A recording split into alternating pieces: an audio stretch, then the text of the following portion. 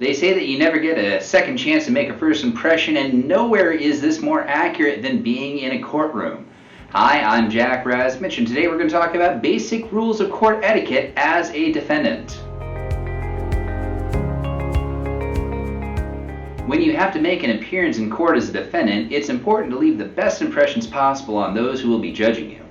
The judge and the jury will be carefully observing you as they listen to and weigh the evidence. If you make a bad impression on them, they may be more likely to see you as a troublemaker or deserving of a harsher sentence.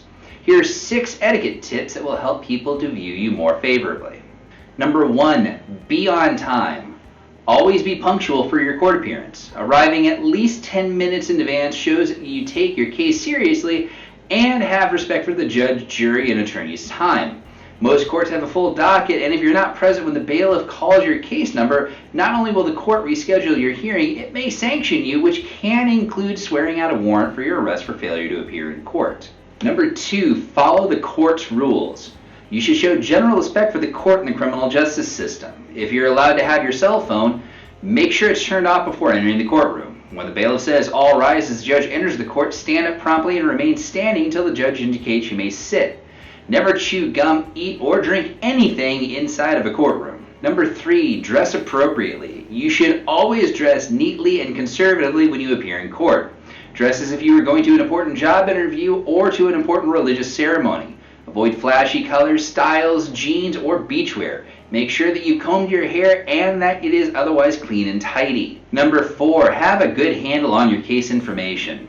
Prepare for your hearing in advance. Know your case number, the charges against you, and what to expect from your particular hearing. You should also provide your criminal defense lawyer with any documents they requested well ahead of any hearing. Number 5, speak respectfully. If you must speak during your hearing, be polite and respectful. Always speak in a modest tone and never use foul language or insulting words or gestures. If you must address the judge directly, call them Your Honor, Sir, or Ma'am as a sign of respect. Remember to avoid speaking out loud unless you have the court's permission. If you need to communicate with your attorneys, pass them a note or whisper if it's urgent. Number 6, check your temper. A hearing or a trial is going to undoubtedly involve higher emotional events and stressors, but you must avoid showing any anger. An angry outburst or action will likely offend the judge or jury, even if you think your feelings are completely justified. Show that you're in control of your emotions by remaining cool under all circumstances.